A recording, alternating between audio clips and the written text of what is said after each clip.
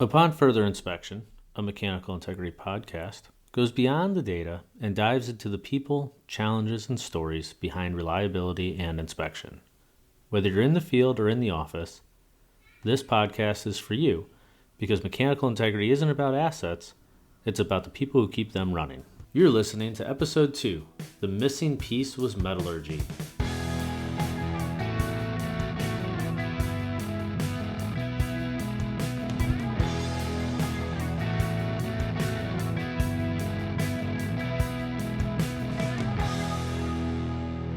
The goal is for us to talk a little bit about the background. I mean, I just got a ton of it from you, but all right.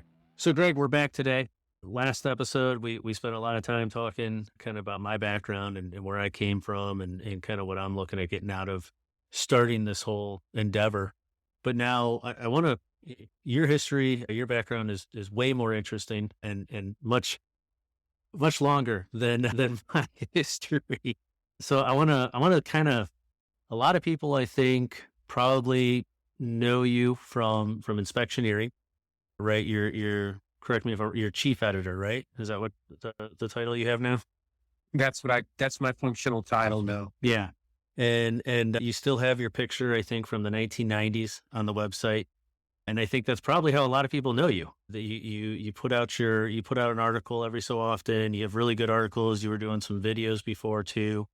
But I don't know if people really know a lot about your background and kind of how you got into being one of our 40-year vets here in the industry. So I'd love to kind of start at the beginning. The story I typically hear from you is that you went to Wash U and ended up at Monsanto. Is that right? Eventually, prior to that, I was a chief chemist at National Ladder NL Industries or Dutch Boy Paints. Okay. Yeah. And so you were working there at, I'll say Dutch Boy Paints because that sticks in my brain a lot easier. Yeah. Wait, was that in St. Louis? Started in Granite City, Illinois, Okay. which was a heavily industrialized area at the time, all kinds of smelters there, steel, aluminum, magnesium, lead. So that's where I was working. And then I transferred from there out to New Jersey to be a chief chemist for them at an experimental smelter where, anyway, I won't get into all that, but it's a smelter and I ran the lab there. They were having some QA/QC problems. And going back to how I originally got into this is I always loved chemistry. And I really took a lot of pride in being a good wet chemistry bench chemist because I thought, hey, people are using all of these fancy electronic things. What happens if they break down? Who can go back to the basics and make it happen? So that's why I had a real passion for learning that. And that helped me a lot there because they were having QA/QC problems and they were getting millions and millions of dollars in product returned to them that was out of spec. And it was because their quantometers and their atomic absorption spectrometers and their LECO sulfur analyzers and so forth were all out of calibration. And they had a chemist there, PhD chemist, that didn't know how to fix it. So I started just taking a lot of the samples, sawing them so I could get my pieces of metal to put into solution and run wet chemistry tests on them to determine like the amounts of tin, cadmium, whatever else the elements were that we were looking for and what percentages there were. And then I'd save those samples so that I could then spark test them in the emission spectrometer and see what it was saying and then fix the calibration, right? So I'd get enough samples done with various amounts of different elements in them so that I could recalibrate the instrumentation there. And that was a huge success. But we were in Jersey for a year and we moved back to St. Louis area. Monsanto had offered me a job there before I took the chief chemist job. And I explained to the chief chemist there, and this is back in the day when industry was huge, right? Neuter Boilermakers was right next door to Monsanto in downtown St. Louis. It was a huge plant, but I explained to the chief chemist that, man, I got to take this chief chemist job because I want that on my resume. He said, Greg, if you ever want a job here, just let me know. You'll always have jobs. So we went out to the East Coast, Northeast. My wife wanted to move back to St. Louis. So I called him up and he said, yeah, come on. So I started there then as a bench chemist back in, 1979, something like that, 78. And a buddy of mine, Dan Fry, I'll never forget him. We were real close. He transferred out into the corrosion materials group from the lab and came back to me and said, Greg, you got to come out here, man, because man, I'm crawling in and out of equipment out here. And he said, I'm where it's really happening. You need to come out into the corrosion materials inspection group, because they were a combined group at Monsanto. Even the corrosion materials engineers were climbing in and out of equipment. You know, they weren't just sitting up in the office on their duffs.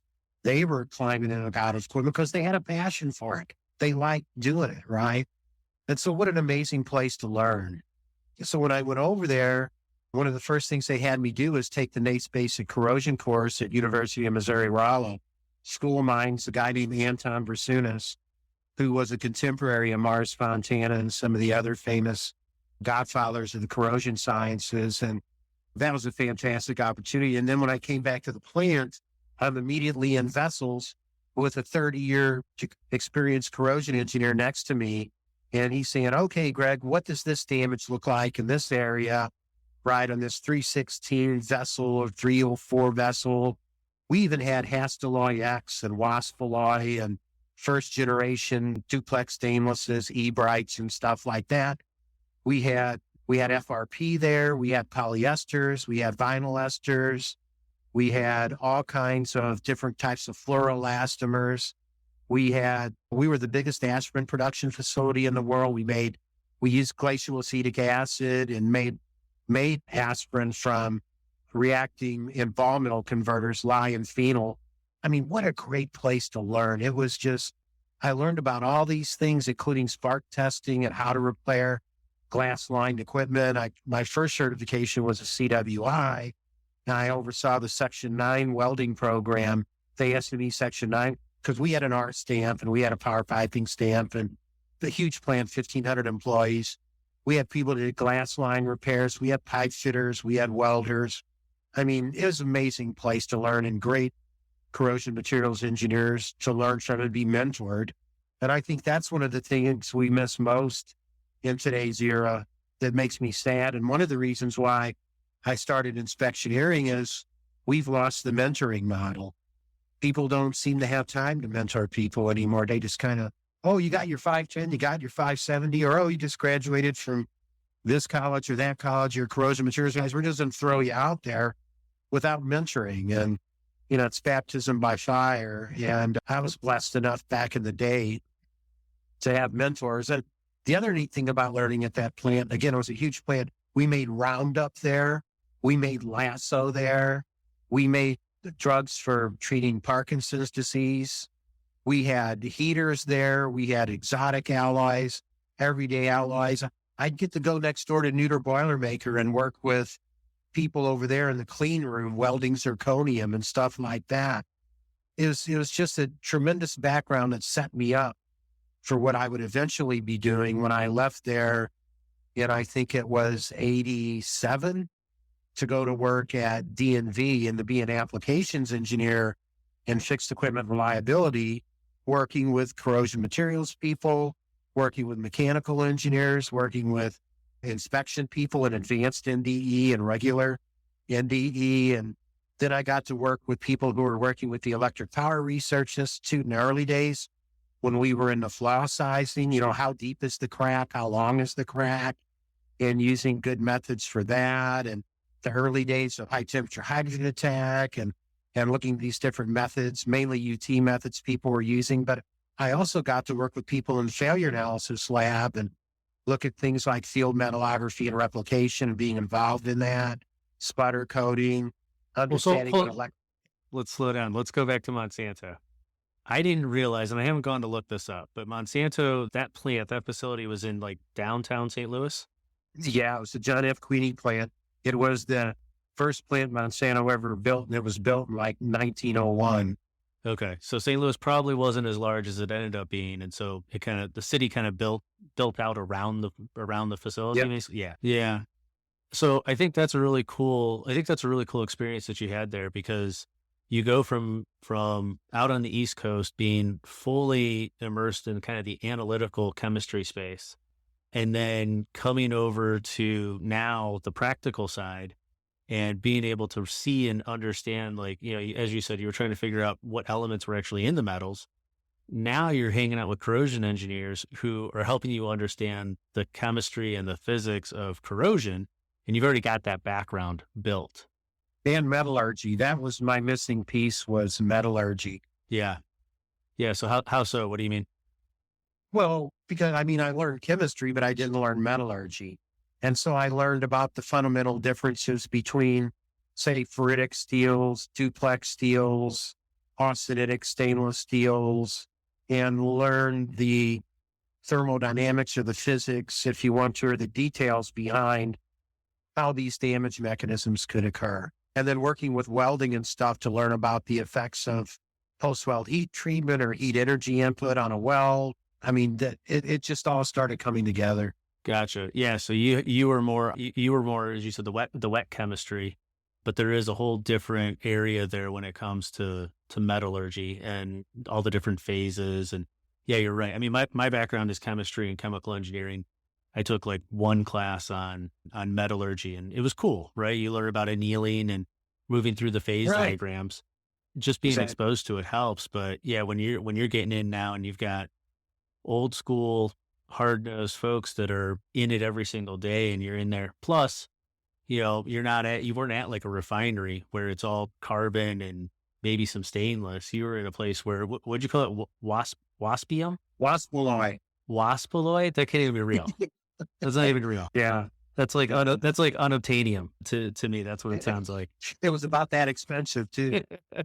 And then again, working with those things like tantalum. Yeah. And we use tantalum and Teflon gaskets to do our glass line equipment repairs. Because you can imagine, if something's made out of glass, it's just because it's got a hellacious corrosion rate. And that glass line equipment would hold through in no time if the glass lining was compromised. I've seen some of that before. I've talked with some folks, and it's really imperative to make sure that no scratch, no nothing on that glass. It's a whole different world to get into that stuff compared to the metals. Yeah, and that's why we'd also want to minimize work inside of the vessels, because you can imagine a mechanic might be working where the agitator goes through the top head and he drops a wrench down in there, or, whatever could cause it. And the other funny thing, Branden, and I don't know if we'll have to bleep this out or not, I don't know if it's funny or not, but experiences is we had to keep an eye on the stockpile of exotic alloys and materials we had there, because they would show up missing. And we knew people were stealing them to sell them on the secondary market. Yeah. The tantalum and the zirconiums and stuff like that. They get a lot of money for that stuff. But we had to keep it. And when I was chief chemist at the plant, we had to wind up locking up the cylinders that we used for the AA spectrophotometers that had, I'm trying to think of the chemical name, but the laughing gas that had nitrous oxide. Yes, nitrous oxide, because the mechanics in the plant found out there were nitrous oxide bottles in there, and they sniff off of and get high off of, and we had to wind up hiding that. Some whippets and stuff. That's funny. Yeah, it's just funny how that stuff. These are just some experiences over time. You can imagine. I also went from a non-ocean environment as far as PSM goes, because we didn't have PSM before 1992 or whatever. So then going through that, I saw the industry changing. But what's interesting is I think a lot of the visionaries kind of saw that or felt that coming too. And then that's when the whole RBI thing began to germinate back in like about 1991, 92, at least for the downstream industry. And so it was around that time then. It was probably a little bit before that you made the move over to DNV, but you were at DNV when RBI started, even before the JIP, right? I mean, that's a story I just recently heard from you, is that DNV, when you were there, you were kind of doing some RBI work before API even started looking at it. Yeah, we were. Well, I think some of it had to do with our connections in the North Sea, because there was some RBI being done there. Okay. But our folks were also keeping an eye on what was happening in other industries, like Rolls-Royce was into RBI very early on for quality of their turbines, jet turbines and turbine engines, right? And so we learned from them too. But yeah, it's an interesting story, because API initially, because I think it was some foresight on theirs, they knew that this PSM ruling was coming and it was going to have a mechanical integrity side to it. And they wanted to be proactive in getting something out there. And they knew that that PSM rule was going to be performance based and not prescriptive. And so, and this, if you learn about fitness for service, you've learned that a lot of these pressure vessels are, anywhere from 3.5 to 4 times over designed for a design margin, a safety margin. And it's like, well, how do we get credit if we're operating responsibly and we know our equipment's not damaged or it's not damaged as much? And you got this, 3.5 to 4 safety factor. How can we take advantage of that? And then at the same time, fitness for service was working behind the scenes and coming into vogue or acceptance. And so everything kind of fit together, So the RBI fit together with the fitness for service. And we looked at, okay, if we know it's overbuilt by a safety factor of 4, then why can't we run calculations based on the way we're actually operating this equipment and what it's seeing corrosion and cracking wise? If we're in a safe regime, why should we get debited for that, right? And so those things were it was like a critical mass that was coming together back in the early 90s, but some of that work had started in the 80s, Yeah, it's weird to think how, right, because so you said 92 was when PSM came in. It was just a little bit after that, 570 came out. And then in that time, you've got API looking at JIPs for RBI, you've got fitness for service. It's almost like, and then it was around that time too that you said that you guys were looking at AUT stuff and dealing with sensors and the DAC system. So it almost makes me think that there was you say a critical mass. It almost makes me think there was a critical mass of a technology upgrade that allowed people to realize. Leadership. Yeah, is that what it is? Yeah, there was a thought leadership going on at the time. And I will say, and I apologize if I'm leaving anybody out of this, that companies like Shell and Exxon were driving it. Okay. They were publishing a lot of papers and, we're seeing these things. So yeah, it was a pretty exciting time, but other companies caught on because they saw the business advantage in it. You mean owner users? Yes. Yeah. Yes. Okay. Yeah. And so, so tell me a little bit more about your time with DNV. So I know that you started getting into RBI. I know that you've mentioned before a little bit about you guys were working on AUT. Yeah, same thing. So I was an applications engineer at DNV, and I worked a lot with advising people on things like that involved AUT, acoustic emission in the early days, and RBI. And what was so nice about RBI, it was a really holistic approach. You had to begin to consider everything together. And, working in the plant in the early days, the process guys sat over there for lunch. The inspection guys and materials guys sat over here. And we rarely interchange professionally except to schedule an inspection. Well, we might have a discussion once in a while, but it really wasn't. We really weren't tying the two together, because eventually what would happen. So one of the things that started happening early on too was this looking at, okay, well, what damage mechanism do I expect? Where would it show up in the part? And therefore, what's the most suitable NDE that I should be using? And then a few years later, add to that things like proactive fitness for service, where we're creating failure assessment diagrams that are showing you what the maximum tolerable flaw sizes were for certain pieces of equipment. And now we could understand how sensitive the NDE needed to be or not. Did it really need to be real sensitive or not? Because what's the maximum tolerable flaw size, which was usually based on a size that wouldn't go critical before the next turn. Right. So does that make sense? Yeah. Is it a 1/16 of an inch flaw? And so now your resolution needs to be pretty high, or is it, a 1/4 inch flaw, and a lot easier to find that, especially when you start talking total surface area. Yeah, that's the gist. Yeah. Crack length and depth. And then, enter the corrosion materials engineer and talking about crack propagation rates and that kind of stuff too. RBI and fitness for service, I think, speak to it very well, is you get credited for knowledge and debited for lack of knowledge.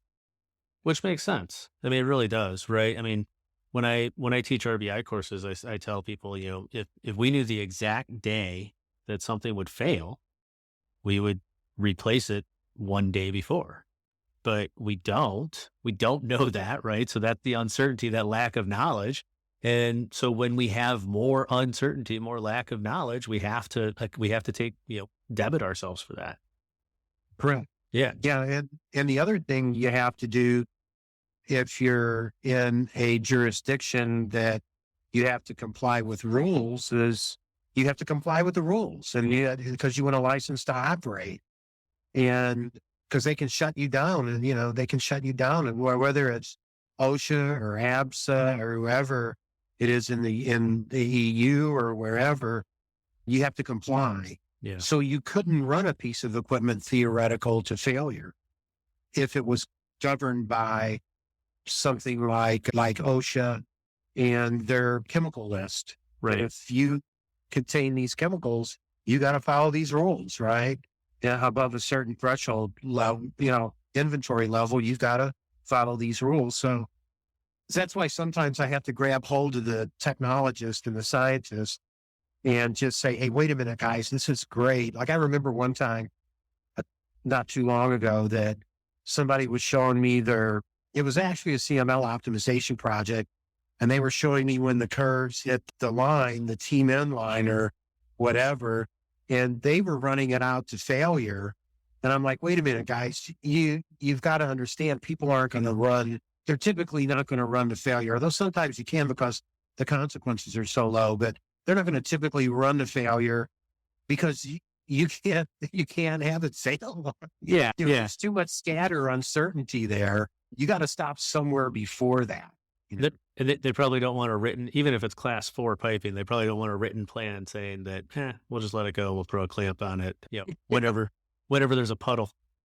Talking about this too, it makes me realize that you were probably around, there was probably a good amount of effort that had to happen from so I'll say consumer education standpoint, but the consumer actually being regulators and the jurisdictions, right? Like as you mentioned, a couple of different companies that were going through and implementing some of this new technology, but it's just technology and you got to follow the rules, as you said. So where were you in your career at that point as that type of conversation started happening? I was right in the thick of it, at the beginning of it and later. So I remember when I won't mention the country or the jurisdiction. It wasn't the U.S., but I remember going to this region and saying to one of the owner operators, I was asking, do you guys use fitness for service? And they said, no, the authority won't let us use fitness for service. Then I'd go to a company that was operating across the street and ask them if they use fitness for service. And they go, yeah, we can do fitness for service. I'm like, okay, I wonder why. And then I went to the regulator and asked the regulator, and they said, the answer's simple. We trust company X to do it responsibly. We don't trust company Y to do it responsibly. And so I began to spend time educating the regulator about fitness for service. Did the same thing on RBI. Mm-hmm. I remember one time I was at a meeting in a big refinery on one of our coasts. I won't say which one. And they had asked me to come in to give a presentation to the chief boiler inspector for the state. And he was there along with an associate. And I was presenting on RBI what it was and what it wasn't. And suddenly one of the owner operator engineers decided to stand up and say, yeah, we're doing RBI to save money. And I go, oh, crap. Why did he say that? I just thought that to myself. Right when he said that, the chief boiler inspector stood up, closed his big notebook, grabbed his assistant and said, we're leaving because I'm not going back to the people of this state and telling them we're allowing these guys to use RBI to save money. And then it took a few minutes to get everything settled down and explain this guy spoke out of turn. He doesn't know what he's talking about. This isn't why we're doing it. And that's why, too, that I try to encourage people. not to do RBI to save money. Do it to optimize your spend and what you're doing, and to have your eyes wide open about what the risks are, what the trade-offs are, what the rules are, because you can get a lot more value out of doing it that way and actually using it to manage risk instead of just saying, well, how many billions of dollars did we just save cutting this equipment now turnaround? Or how many millions of dollars, which is valid. I mean, that's true, right? But don't make that your central focus, because when you do, you limit yourself intellectually on all the other ways you can use RBI to improve your business. Well, but we had to teach the regulators, and so back then, I'm going to guess on the FFS example, that was probably back in like about 1990. Okay. When I started having those discussions with people. And believe me, at the same time, you had people from the Exxons and certain other places that were having some of those discussions with their counterparts at the ASME meetings and other meetings, API, ASME. Usually you get more of your regulator types though at the ASME meetings than you would at the API. You occasionally get them at API, but not as frequently. Yeah. Okay. So that gets us early 90s. Then was it DNV then to equity? Was that the path? Was that the next step? Yeah, but I spent 2 years from 94 to 96 with a company called CTI. Okay. And I had the pleasure of working with a guy who, again, DNV had some good AUT people too, but I was working with a guy named John McMillan at CTI at their office in Concord, California. And I was learning more and more and more about AUT, worked with some really good people. So had the pleasure of doing that. That example I told you earlier about the corrosion engineer at the refinery in Martinez that did all that work with cutting tensile specimens out and categorizing the amount of SOHIC damage in a vessel. That was when I was at Concord. The other thing in that 94 to 96 timeframe, which I really take a lot of pride in, is when I started Inspectioneering. That was in 95. But another thing that happened too in Concord at that time was I had a friend from one of the major owner operators come to me and saying, Greg, we've got these tubes in our radiant sections and convection sections of our fire heaters, and there's no way to inspect except at the outer 180s on the return bins to get thickness readings. They were wanting to know about thickness in the middle of where all these heater pipes were. And that's when I was working with a friend at CTI and a guy named Rich Roberts. And we developed, in conjunction with a company called Quest at the time, who were not working in our space at that time, in oil and gas and stuff. But that's where we came up with this Lotus tool. And this Lotus tool was able to be propelled through the tubes. It was a guided dig. Yeah. And it had a rotating laser on the inside of it that would very accurately and precisely measure the ID. And so we could measure corrosion by wall loss with that. We eventually added an ultrasonic probe to it as well. But Lotus has become very highly popular since then, and other tools have spun off of that. But I'm really proud to say. And then the reason why I started Inspectioneering was multi-purpose, but one was this idea of educating the market or the industry on what these tools could do and what they couldn't do. Because what I'd see happening is overselling of technologies, where some inspection company who's wanting to do a bunch of SOHIC comes up with a flyer and they're showing metallurgical cross sections of a different kind of damage, like HTHA. It was like, oh God, this is going to assassinate the technology undeservedly. But obviously there was a lot of education that needed to occur there. And some of these NDE methods are highly operator dependent, and they had to get more educated on what to do. So if I didn't want the owner operators to be bamboozled and oversold on stuff. So that's why you'll find in the Inspectioneering Journal, we make a big deal about talking about the limitations as well as the benefits. And if you're going to talk about a benefit, substantiate the benefit. Don't just say, oh, we're the greatest thing since sliced bread. Don't do that. Let's give in and talk about total cost of implementation. Because we wanted the owner operators, when they're reading about these things and considering them, to have a realistic picture of what it can do and what it can't do and what it's going to cost to do it. Gotcha. Gotcha. So again, I mean, this is another, I keep saying this, but this is another intersection there of the new technologies that are happening. I mean, the 90s, early to mid 90s were a huge boom there. I mean, you got people coming out with new NDE methods now. And so now you're trying to, it sounds like the real idea was to try and help with the consumer education and allowing a place for the NDE companies to talk about their stuff and talk about their methods and talk about their tools, but also to be able to provide the consumer more information and more maybe unbiased or less biased information about it.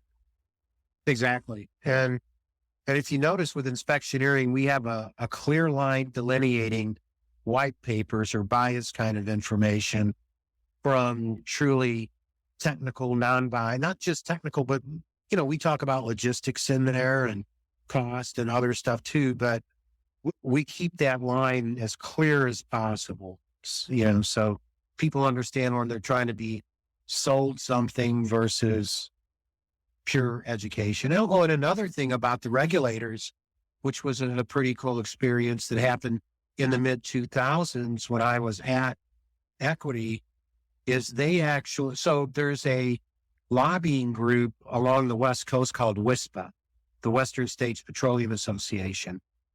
And they hired Equity to give our 3-day RBI training course to the field inspectors for Cal OSHA and Cal DOSH, or Cal DOSH and Cal ESM. So the inspectors who were looking at the refineries from like a MI and 1910.119 perspective for the MI part were being trained on RBI, and the PSM people that were looking at it from the process part were being trained on RBI because it's truly a holistic process. And I think the owner operators wanted to make sure that when they began to come in and audit their plants, that they were going to be as realistic as possible, be as educated, that the regulators would be. So the owner operators actually funded this training through WISPA so that the California state inspectors would be as knowledgeable as possible when they came in to look at these programs. That's pretty smart. That's pretty smart, right? Because you want to make sure that if you're using newer technologies, newer methods, you want to make sure that the rules, the people enforcing the rules understand it. And so if you use an organization like that, that probably makes it a lot easier to get that training and that knowledge into their brains. Yeah. And think about it. It helped educate them, not from the sense of it was to have their eyes wide open so that they could understand what's really happening here. It's what I call the MacGyver effect. It's understand the basics and the fundamentals, because if I understand the spirit of the law, you're going to have a hard time trying to wrap me up in pretzel knots with the letter of the law. If I understand what we're really trying to accomplish here, does that make sense? That I'm going to have a better overall understanding of what's going on. Because oftentimes people will lose the letter of the law to try to get out of something, which might be fine as long as they're satisfying the intent of the law. Yeah. And that's what I've always tried to do in training. Okay. So now it sounds like that was happening early 2000s. And so at that point, then you had joined up with, or I know some people. Yeah. I went back to DNV in 96 to help them with the RBI effort again. I was there in the beginning at 90, 91, 92, when DNV was awarded the API project. Okay. And then I left for those 2 years and immersed myself in advanced NDE. And then I came back and started working again in both areas. But then I had the pleasure of being one of the DNV people who was working with API to bid on that contract. We bid, if I remember right, against Stanford Research Institute, AppTech, and ASME. Okay. And DNV was awarded the project. Yeah. That's a big one. That's a really big one to be a part of there, with the fact that RBI is turning into what it's turning into. So, Yeah, I think at DNV we delivered our first RBI training course in about 97, 98. okay. And people that were in the RBI user group, the API RBI user group, were already beginning to like do pilots at different sites and stuff. So it was now beginning to take off in about 97. I'll never forget a colleague of mine asked me in about 99 or 98 that I think this RBI stuff, they said, Greg, this has been going pretty good for these few years. What do you think about another 3 years and RBI will be blasé? And I looked at the person, I said, I think it's going to be around for more than 20 years after this. And again, that was in about 98, 99. Yeah. Yeah. Well, and it's proving to be. I mean, the fourth edition just came out, and they got plenty of plans to continue building out at least the API version of the technology. Yeah, and like what we're seeing with RBI, but we see it with fitness for service. We see it with NDE. One of the other huge changes that occurred in the early 90s to mid 90s was the availability of computing horsepower. And then that began revolutionizing what you could get in advanced NDE, the color graphics, the imagery, the ability for, like now we have phased array and how they're able to trigger off pulses at different angles in milliseconds and pull all these images and pictures together. Time of flight diffraction. I mean, computers changed the whole game, right? Big time. Yeah, including RBI. We thought initially with the API project, we thought it was going to be a spreadsheet exercise. We got into it a few years. It's like, no, we're going to need computers to do this kind of work. Yeah. Well, I mean, when you go back and you look at it, right, the BRD, the base resource document, I mean, a lot of it was put together. You could sit down with a pen and a piece of paper and do it. It's arduous, but you could do it. I think though, at least what I'm seeing, I think that the future is definitely going to be where you don't need to do that anymore. I think everybody's understanding that there's more computing power in your phone right now than even those computers that you were talking, those supercomputers you were talking about. It's incredible the rate that the technology and computing capacity is increasing at. So hopefully we can take advantage of it. Yeah, I guess it's some of my old chemistry bias hanging over is that I believe there should be somebody though that can do that calculation from beginning to end so that, we understand where these things come from, what all they're considering, the different variables are on the calculation and so forth and so on at some level. So yeah, we're highly dependent on computers, but we've got to have people in the organization somewhere that look under the hood and say, yeah, this looks good. Yeah. Okay. So talk to me about the transition then to equity. How'd that happen? Well, I was back at DNV, heavily involved in the RBI stuff. And then one of the guys from BP Ohio calls me and says, Greg, we want you to come to work with us. Here's what we're doing. So they saw the merger was coming with Amoco, BP and Amoco. That was public knowledge. And they didn't want to get transferred to Naperville or Houston. They were from Cleveland and they wanted to stay in that area. So they put a prospectus together and offered it to two different companies to let them become the engineering arm of their company for oil and gas and petrochemical. And the one that took it was Hartford Steam Boiler. And that was in 99. And at the same time, they were asking me to come to work for them to lead the business development efforts. Okay. And to be an advisor there as well. And so that's when I came to work for them in 99. We were part of Hartford Steam Boiler. They had merged us with an existing business called M&M Engineering. They would later merge us with Structural and Mechanical, and I'm trying to remember the name, Structural Integrity Associates, SIA. And then we also got to work occasionally with Solomon because Hartford Steam Boiler owns Solomon too. So we would get to collaborate with them on different things where they were looking for subject matter expertise for their Solomon studies. And we'd also collaborate on some stuff with Hartford Steam Boiler too.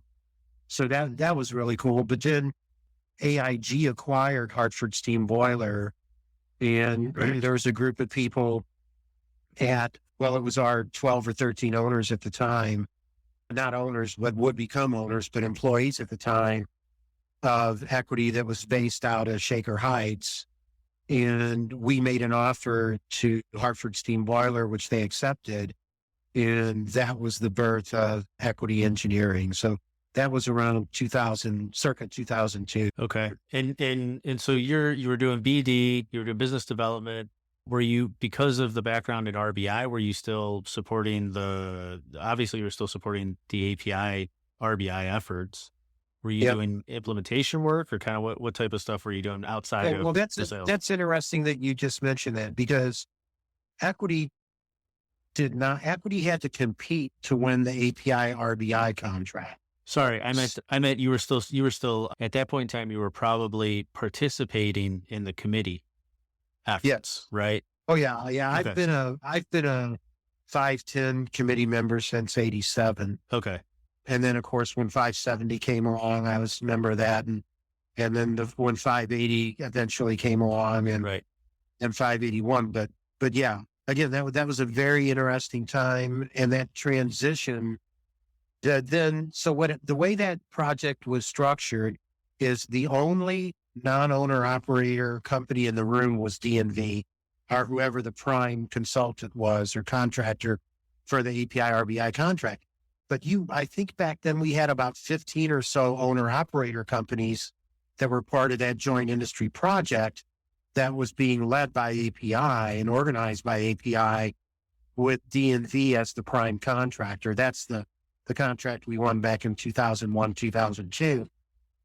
And it wouldn't happen until later in the early to mid 2000s that was no longer a closed owner operator group only, and began to have larger participation by people at API, the regular ANSI process later.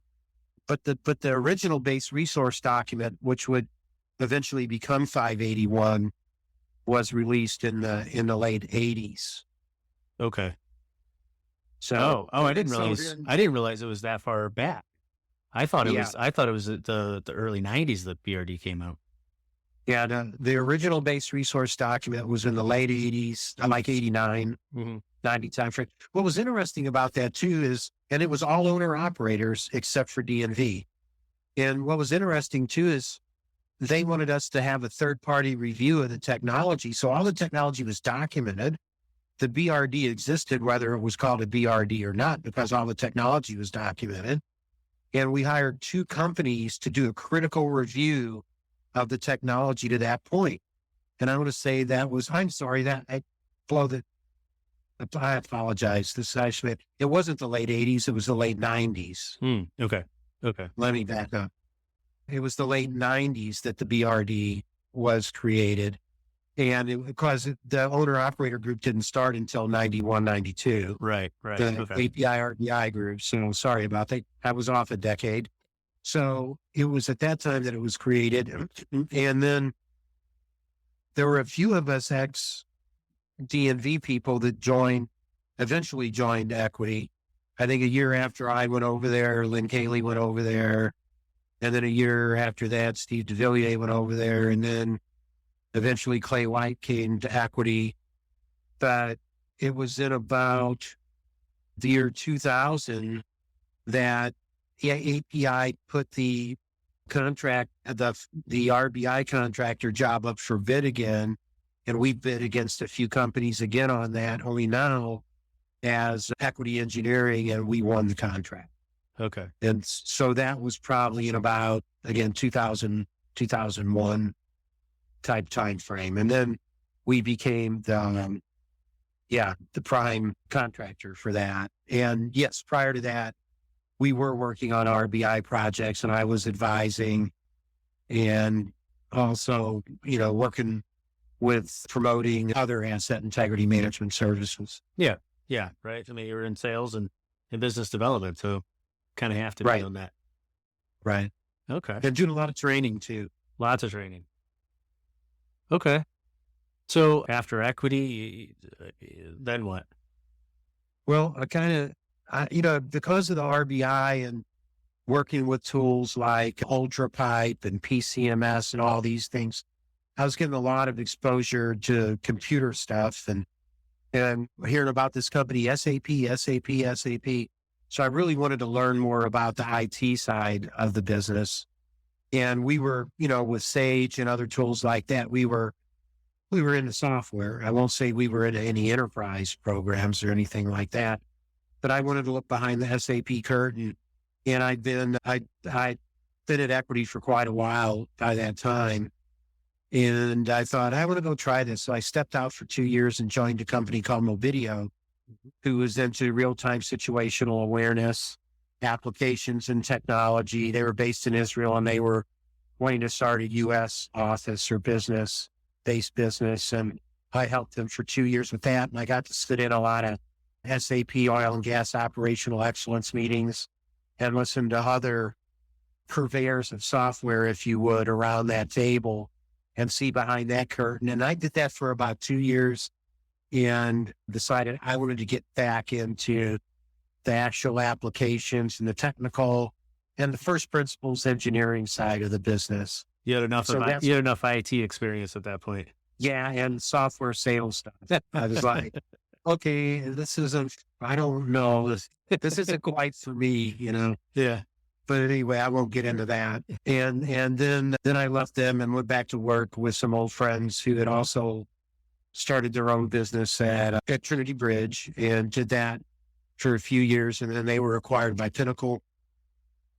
I went to Pinnacle for about 2.5 years and then decided I wanted to come back to Equity. And so that's when I came back to Equity. It's been a little over a year, the end of February 2024. I came back to Equity. And that whole time, I mean, just circling this back, that whole time since 1995, you've been continuing to run and operate Inspectioneering. Absolutely. Yeah. Good point. With all three companies. And I've been blessed that we've been able to keep those lines clear as well, the separation of business, and that my partners in Equity and Trinity Bridge and Movideo and CTI then? Yeah, CTI had no problems with me doing Inspectioneering as well as working for them. Yeah. And I think when I first signed on, it was get an Inspectioneering login and, kind of use it as a resource. I think it's been really good. I think when you look at the user base as well, I think we can see that across the world, it's done a really, really good job of continuing with that education piece. Obviously people leverage it for other types of efforts, but I think at the core and at the crux of it, when you really get into it, you can see that there is that real want to provide education and knowledge. Yeah. And we work really hard at keeping the lines clear between the commercial side and the technical side. Oh, I know. I've gotten articles pushed back to me saying, "Hey, change this." Yeah. Even those subtle things. I don't know how we can catch those. But we do, Your editors are pretty good at that. So thanks. So, okay. So to wrap up, I mean, we last time we talked a little bit about what I'm looking to get out of this podcast, this endeavor. What is it that you think your goal, your critical success factor for this is? To do an effective job, again, somewhat of mentoring, although it's just a monologue, or not a monologue, but I'm just talking from the side, but to try to pass along some of these things that I have learned and people that write for Inspectioneering have learned along the years, just knowing that we really helped balance industries, because we realize you got to make money at the end of the day, right? These chemical plants and these refineries got to be profitable at the end of the day. But I'm happy to contribute to that profitability by giving them information to have their equipment be more reliable, but just as importantly, to be safe and to operate safely, to not kill or hurt or maim anyone in the plants or cause releases that are going to damage the environment. I know that the business side, the safety side, and the environmental side can be very robust and work together. And so that's, at the end of the day, I think if I can do that and help people understand the opportunities that are available out there, career-wise too, in the industry, and help all this stuff work together like a finely oiled machine that it's just going to help. It's going to help people. It's going to help quality of life.